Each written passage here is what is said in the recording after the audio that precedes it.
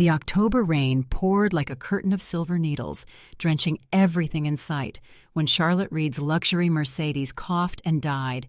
She had been driving for nearly 3 hours, pushing through the storm to reach Portland before dark, when the dashboard lights flickered and the engine let out a tired groan.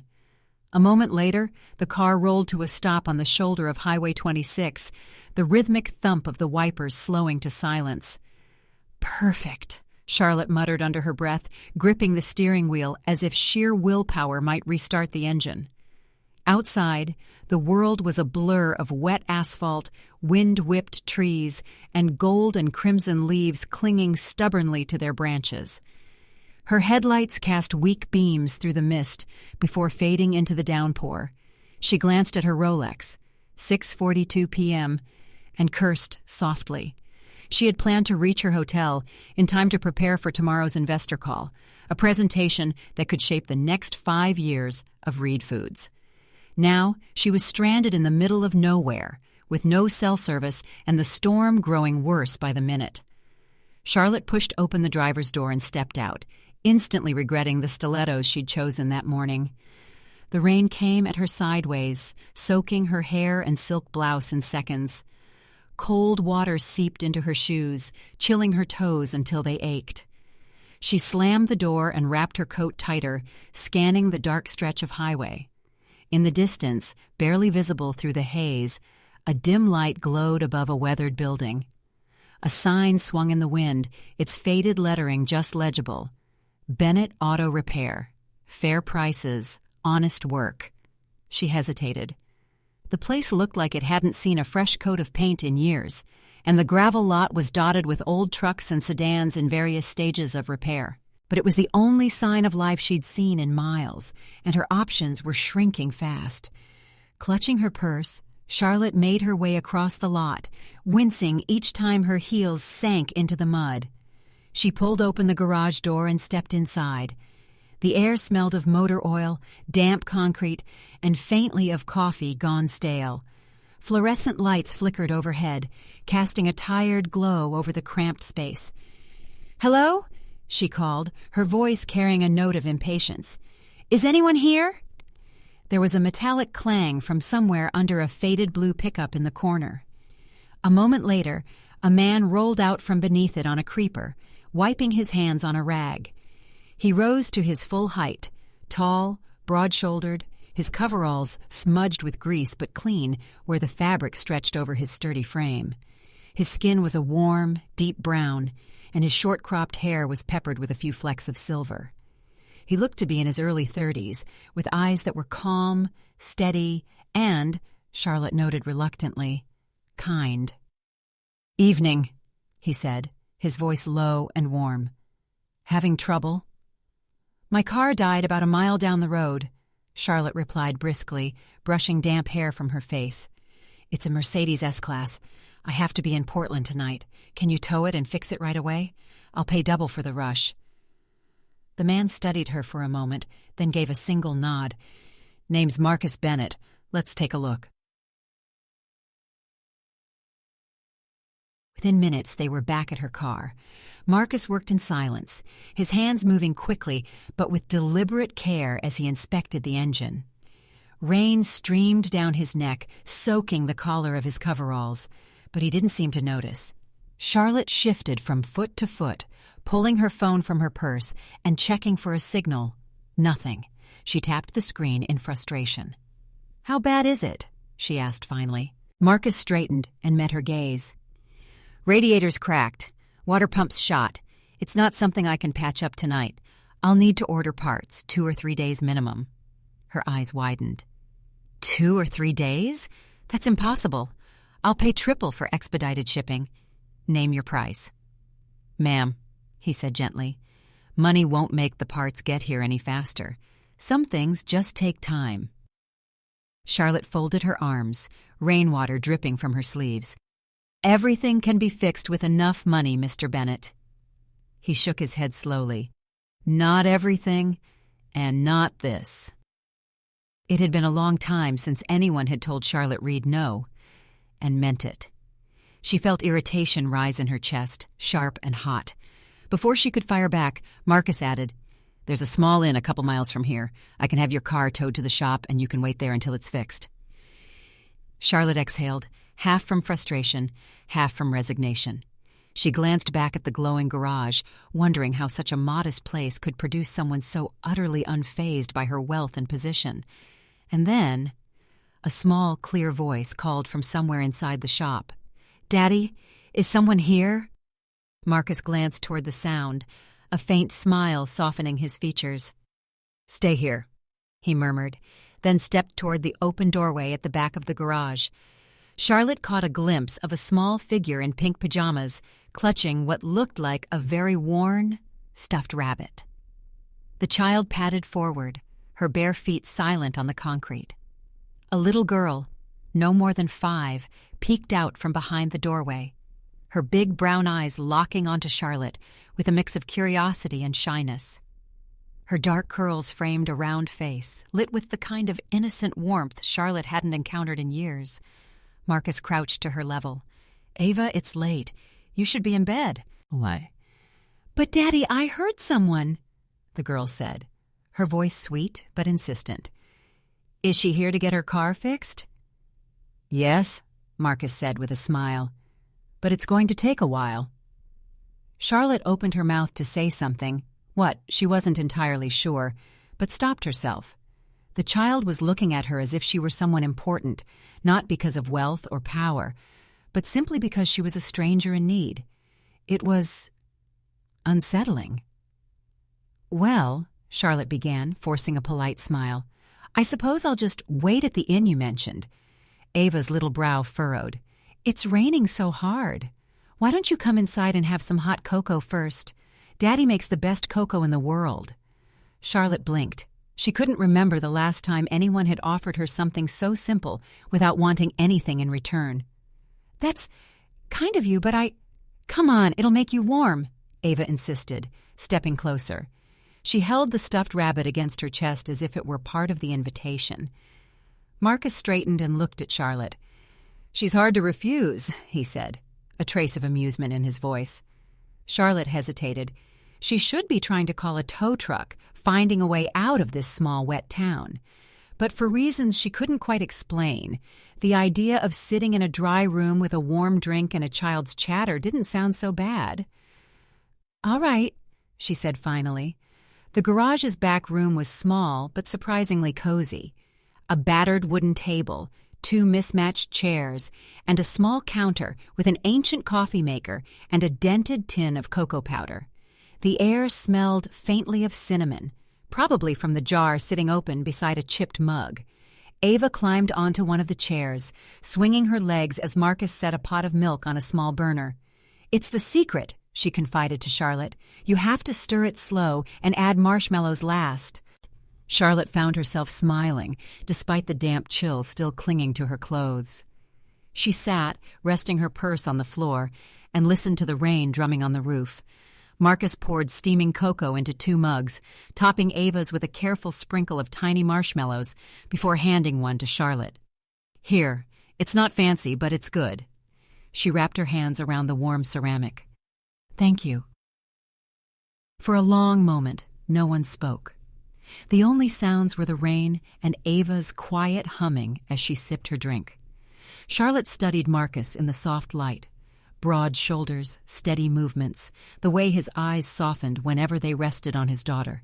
He was nothing like the executive she dealt with every day, all sharp suits and sharper words. And yet, something about him radiated a quiet certainty she couldn't ignore. She took another sip of cocoa and let its warmth seep through her. For the first time that evening, her tension began to loosen. Marcus broke the silence. "I'll tow your car in and start first thing in the morning. But until the parts arrive, I can't make promises." Charlotte nodded, though impatience still prickled at her. "I understand. I just hope it's soon." "It will be as soon as possible," Marcus said simply. Charlotte set her mug down, the heat lingering in her hands. She glanced toward Ava, who had curled up on the chair, eyes half-lidded, clutching her stuffed rabbit. And that's when she realized this was the first time in months she'd stopped thinking about deadlines, shareholders, or quarterly reports. Then Ava stirred, blinking sleepily, and looked at Charlotte. "Daddy," she murmured, "is someone here?" The little girl in pink pajamas, clutching a teddy bear, stared up at Charlotte with wide, curious eyes. Rain still tapped steadily on the garage roof, and the warm yellow light from the single lamp softened the hard lines of the concrete walls. Charlotte, still holding her mug of cocoa, wasn't sure what to say. She was used to conference rooms, formal greetings, and guarded conversations. But there was no pretense in the way this child looked at her, just open, unfiltered interest. "What's your name?" Ava asked, her voice as delicate as the marshmallows floating in her drink. "Charlotte," she replied, adjusting in her chair. "And you must be Ava." Ava's eyes widened, surprised. "How do you know my name?" Charlotte glanced at Marcus, who was leaning against the counter, arms folded. "Your dad told me." The girl nodded as if that explained everything. "Daddy can fix anything, cars, bikes, even my toys, and he makes the best hot cocoa." She said it with the pride of someone announcing her father was a superhero. Charlotte smiled faintly. "So I've heard." Marcus chuckled, shaking his head. "Don't believe everything she says. The cocoa might be true, though." They sipped in comfortable silence for a moment.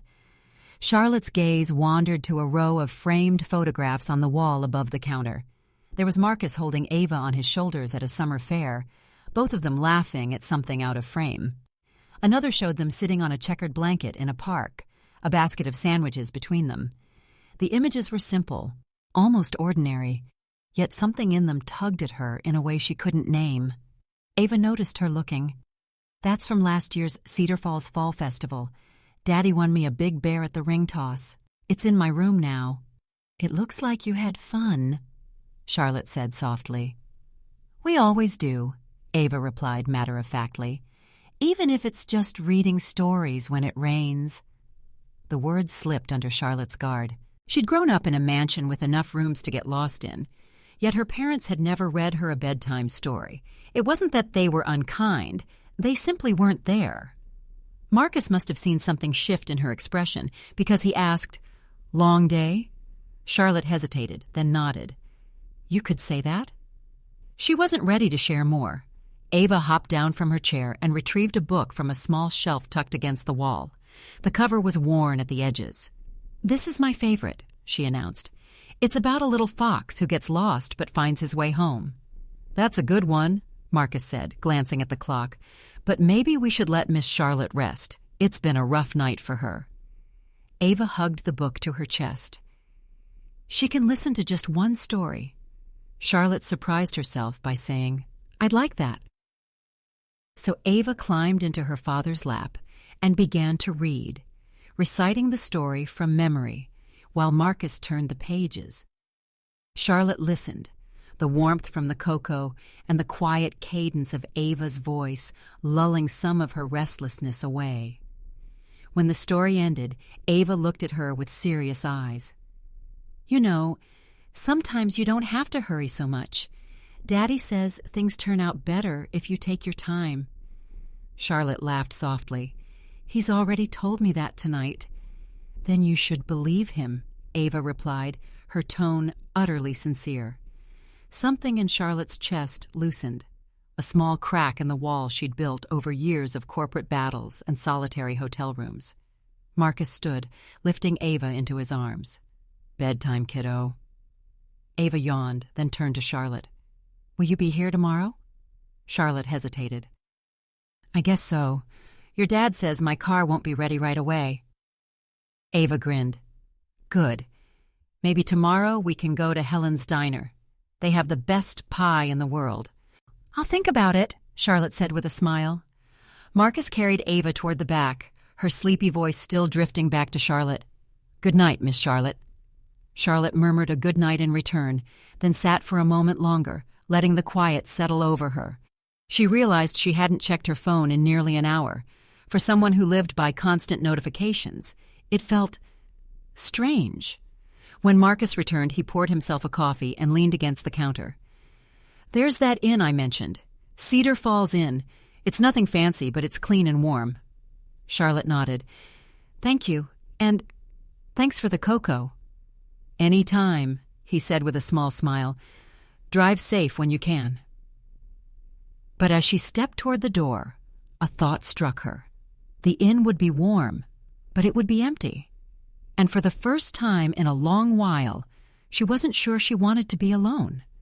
The bell above Helen's diner door jingled, but the man who stepped inside brought a chill colder than the rain. Charlotte had been enjoying her first relaxed meal in months. She sat across from Marcus in a corner booth, the warm glow of pendant lights casting a golden halo over the worn wooden tables. Ava was beside her, nibbling at a grilled cheese sandwich and chatting about her favorite playground in town. Helen Parker, the diner's owner, bustled between tables, delivering steaming bowls of tomato soup and slices of her famous apple pie. The place smelled of cinnamon, butter, and freshly brewed coffee. Comfort in its purest form. Charlotte had almost forgotten about the boardroom tension, the endless emails, the relentless clock ticking down to tomorrow's meeting. Here, time felt slower, softer, until Gregory Lawson walked in. Lawson. His charcoal suit was immaculate despite the rain, his black hair slicked back, and his expression, thin-lipped, calculating, was instantly familiar. Charlotte felt her stomach tighten. Greg's eyes swept the diner, lingering with visible distaste on the checkered curtains and mismatched chairs. Then his gaze landed on her. His smile didn't reach his eyes. "Well, well," he said, striding straight toward their booth. "Charlotte Reed. I was beginning to think you'd fallen off the map." Charlotte set down her fork deliberately. "Greg, what are you doing here?" "I could ask you the same," he replied smoothly, sliding into the booth without invitation. His gaze flicked to Marcus, then Ava, and a shadow of disdain crossed his features. "Making new friends?" Ava shrank slightly under his stare, leaning toward Marcus. Charlotte's jaw tightened. "This is Marcus Bennett," she said evenly, "and his daughter, Ava." "How quaint," Greg said, his voice dripping condescension. "I would have thought the CEO of Reed Foods had better things to do than waste time in a place like Cedar Falls." Charlotte's fingers curled around her napkin. "You didn't answer my question. Why are you here?"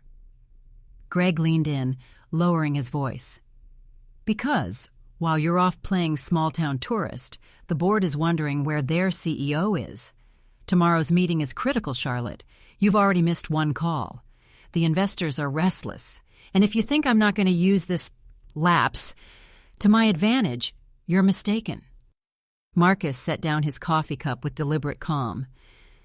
"Maybe you could take this conversation somewhere else," he suggested, his tone polite but firm. Greg turned to him with a smirk. "And you are the local mechanic, I presume? Fixing cars for spare change?" Charlotte's pulse spiked. "That's enough, Greg." But Greg wasn't finished. "I have to admit, I'm surprised. You've always been so discerning about the company you keep. What's next? Inviting him to sit in on board meetings?" Ava's eyes glistened. Marcus rested a steadying hand on her shoulder, his face unreadable. Charlotte's voice cut through the tension, cold and precise. "You will not speak to him, or his daughter, that way again. Do you understand?" Greg blinked, momentarily taken aback. "Charlotte, I'm serious," she said, leaning forward. "Marcus Bennett is a better man than you'll ever be, and if you think belittling him makes you look stronger, you're wrong. It makes you small." For a heartbeat, the diner seemed to hold its breath. Even the clink of cutlery from other tables faded. Helen paused mid-step, eyes narrowing at Greg. Greg recovered quickly, his smirk returning though his eyes had hardened. "Careful, Charlotte. You're letting your emotions cloud your judgment. That's dangerous in our line of work." Charlotte didn't flinch. "Maybe it's time our line of work had a little more humanity in it." Greg straightened, tossing his napkin onto the table. "We'll see what the board thinks about that." His gaze swept over Marcus one last time, sharp as broken glass, before he turned on his heel and left. the bell above the door jingling in his wake. The moment the door shut, Ava let out a shaky breath. Marcus squeezed her hand gently. Helen came over, setting a fresh slice of pie on the table without asking. "On the house," she said quietly. "Don't let people like that ruin your night." Charlotte nodded, murmuring thanks, but her mind was already moving, fast, focused, and sharper than it had been in weeks. She looked at Marcus, meeting his steady gaze. In that moment, she knew Greg had just lit a fuse he wouldn't be able to put out. Charlotte stepped into the glass-walled boardroom, every pair of eyes heavy with judgment. The view beyond the floor-to-ceiling windows stretched across a gray Seattle skyline, the sound glinting dully beneath a quilt of clouds. The air inside was just as cold, polished walnut table, leather chairs, and the faint, sterile scent of money and power. Greg Lawson sat near the head of the table, flipping through a printed agenda with the self-satisfaction of a man who believed the day was already his. The rest of the board members murmured to one another, their voices low, eyes darting toward her like she was an intruder. She set her leather folder on the table and took the seat at the head. "Let's begin." "By all means," Greg said smoothly. "We've been waiting." David Kim, the CFO, adjusted his glasses. "Charlotte, there's concern over your absence the past 48 hours. You missed 2 investor calls and a preliminary vote on the Pacific expansion plan." Charlotte kept her tone even. "My car broke down in Oregon. I handled urgent matters remotely while arranging for repairs." Greg's chuckle was soft but cutting. "From a roadside diner?" A ripple of unease moved through the room. Charlotte met Greg's eyes. "From wherever I happened to be, yes. The point is the work got done." "The point," Greg countered, "is that while you were drinking coffee with small-town mechanics, our stock dipped 3%. Our competitors noticed. So did the press." She felt the old instinct to push back with numbers, to argue profit margins and recovery trends. But another image intruded, the quiet strength in Marcus's eyes, Ava's gentle hand in hers. "I'm aware of the optics," Charlotte said. "I'm also aware that the way we measure value is too narrow. We're chasing growth without considering the people and communities we impact." And Greg leaned back, feigning boredom. "Here it is, the heartfelt speech. This isn't sentimentality," she said firmly. "It's strategy. The market is shifting. Customers want to buy from companies that show integrity, that support the people they touch. If we keep ignoring that, we'll lose more than a few points in share price. We'll lose relevance." David Kim frowned slightly, as if considering her words, but Greg seized the pause. "We need a CEO who makes decisions based on hard data, not warm feelings picked up on vacation. If you can't separate business from personal, perhaps you're not fit to lead Reed Foods." Charlotte let the silence stretch, forcing every person at the table to look at her. "If the board believes that, then I'm prepared to accept your decision. But I will not apologize for believing this company can be both profitable and principled." A low murmur rose among the members. Some avoided her gaze, others seemed unsettled. Greg smirked as if sensing victory. "Then I think we should move to a vote." "Not yet," Charlotte interrupted. Her voice was calm but carried a weight that cut through the room. She rose, placing both hands flat on the table. "Before we vote, you should hear my proposal."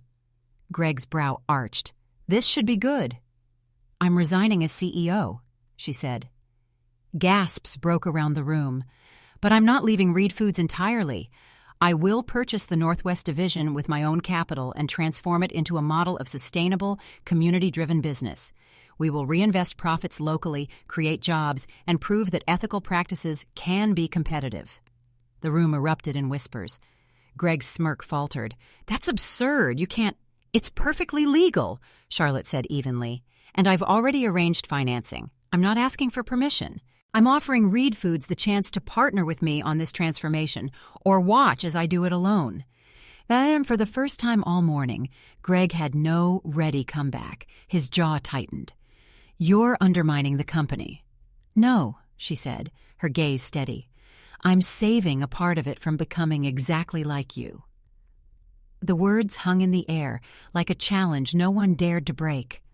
Finally, David Kim leaned forward. "Charlotte, I think there's merit in what you're suggesting. It could be a pilot program for broader initiatives."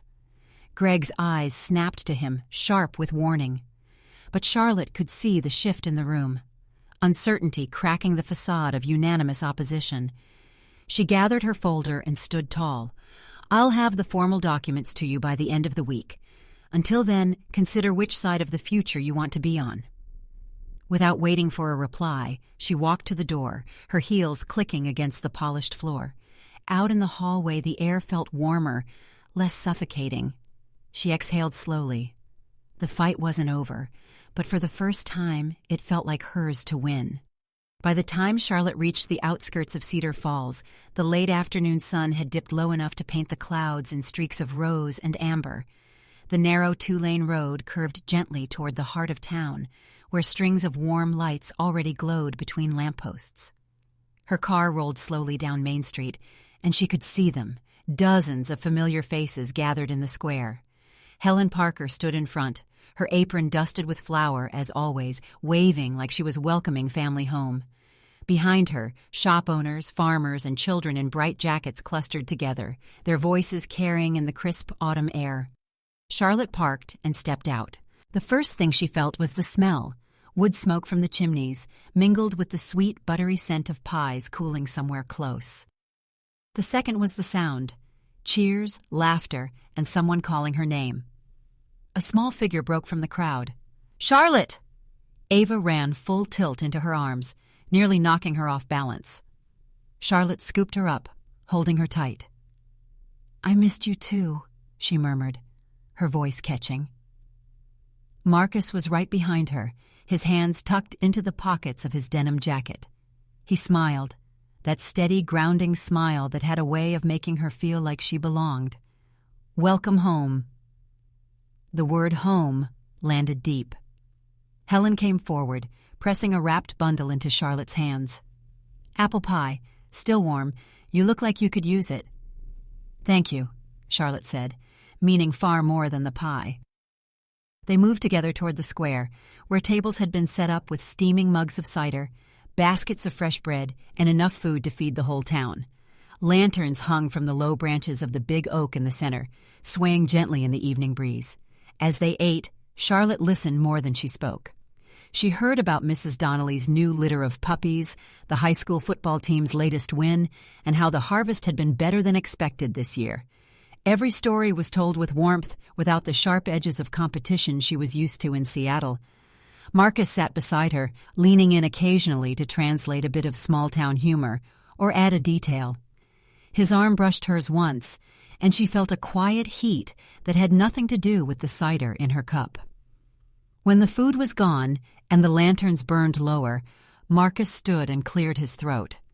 "Before we wrap up, I want to say something. Charlotte's not just visiting anymore. She's bringing part of her work here, real investment, real jobs. She's choosing Cedar Falls." There was a murmur of approval, a few claps. Charlotte rose slowly, scanning the faces around her. "I thought I knew what success was," she began, "but I learned that it's not just about numbers or titles. It's about people, about having a community you're proud to stand with. Thank you for letting me be part of yours." Helen dabbed at her eyes with her apron. "You're one of us now, dear."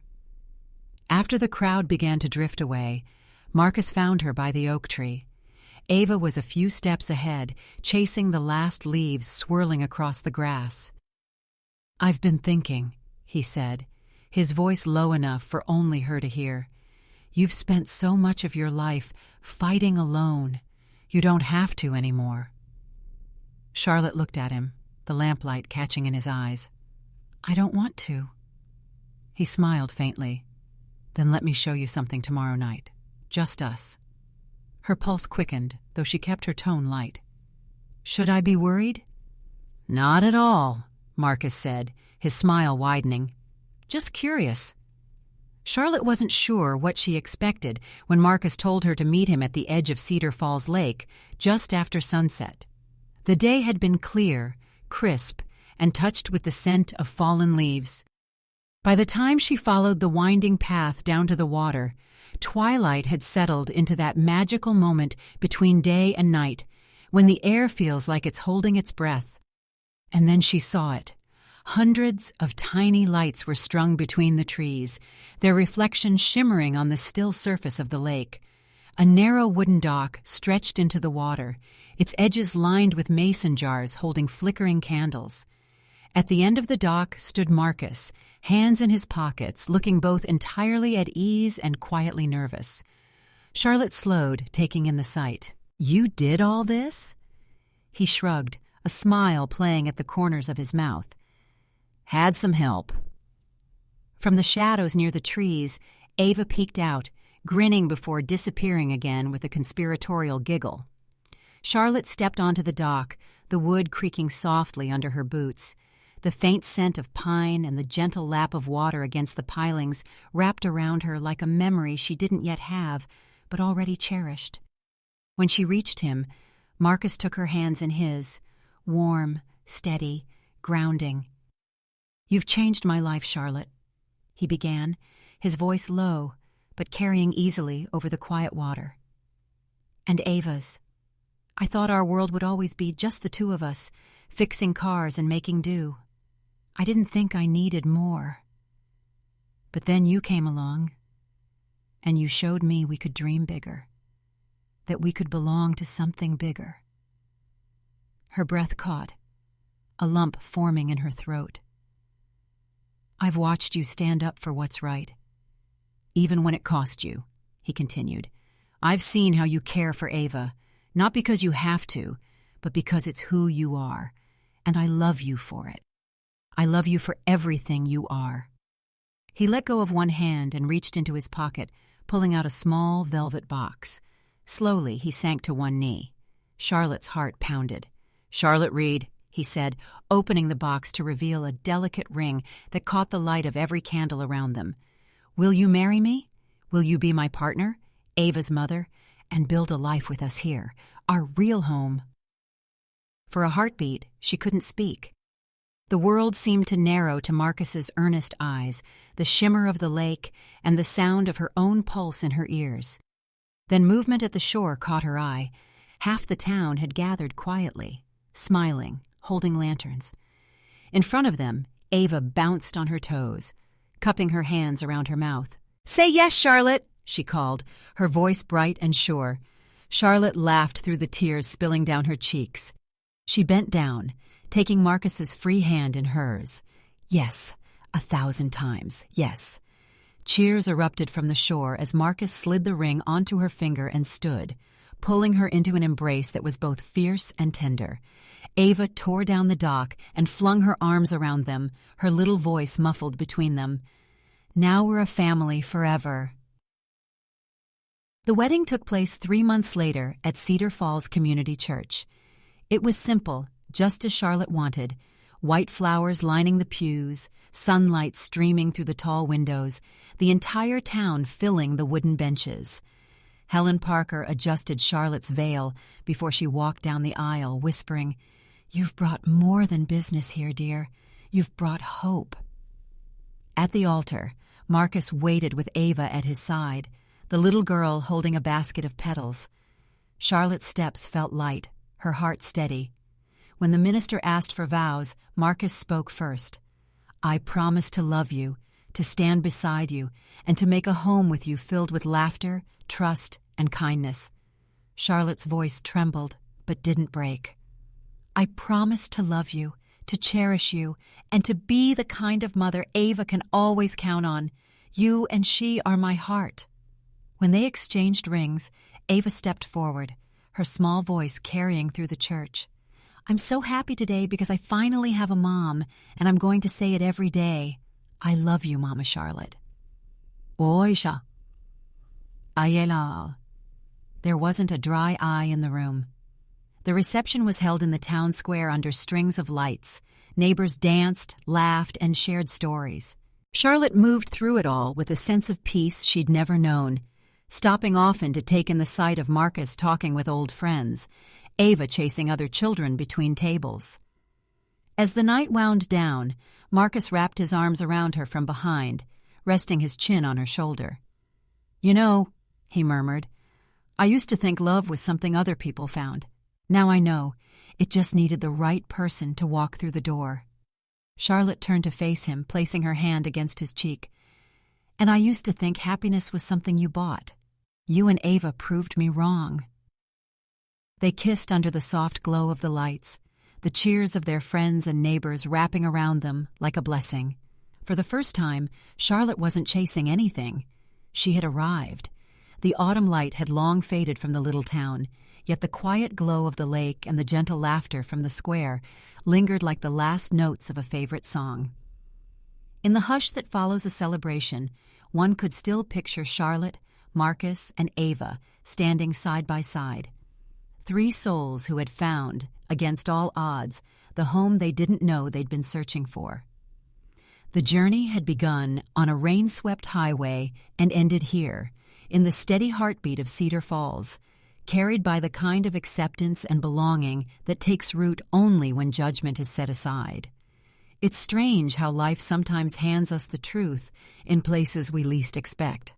How a stalled engine, a weathered garage, and a man from the Black community with steady hands and unwavering principles could teach a woman who seemed to have everything that she had been missing the most important thing of all. In defending Marcus and his little girl, Charlotte wasn't just protecting two people from cruel words. She was standing up for the values that make a life worth living. She learned, as many of us have, that keeping your dignity and defending the truth doesn't require shouting the loudest, but rather holding your ground with quiet resolve and humanity. Perhaps the heart of it is this: our worth is never defined by the balance in our accounts or the titles we carry, but by the love we give, the integrity we uphold, and the bridges we choose to build. Like the Black community that welcomed Charlotte without hesitation, even after her early arrogance, true strength is shown in how we gather around those in need, offering not just a hand, but a place at the table. It's a reminder that justice and kindness are not opposites. They are, in fact, the strongest allies we have in a world too quick to judge by appearances. And maybe that's the lesson to tuck away for the quiet moments. Dignity is not a loud proclamation. It's a steady light that doesn't waver when the wind picks up. Just as a lighthouse stands unshaken on the shore, one small act of decency can guide us, and sometimes others, through the darkest stretches of our lives. I've seen it time and again in neighborhoods, in church halls, in the Black community potlucks where everyone brings what they can and no one leaves hungry. We can all be that light for someone, even if we don't yet know their name. So tonight, as the story draws to a close, perhaps take a moment to think of the people who've stood beside you when the rain fell hardest. Consider what it might mean to be that person for someone else. And if this tale has warmed your heart, share it. Not for the sake of the telling, but for the hope that its warmth will reach those still waiting in the cold.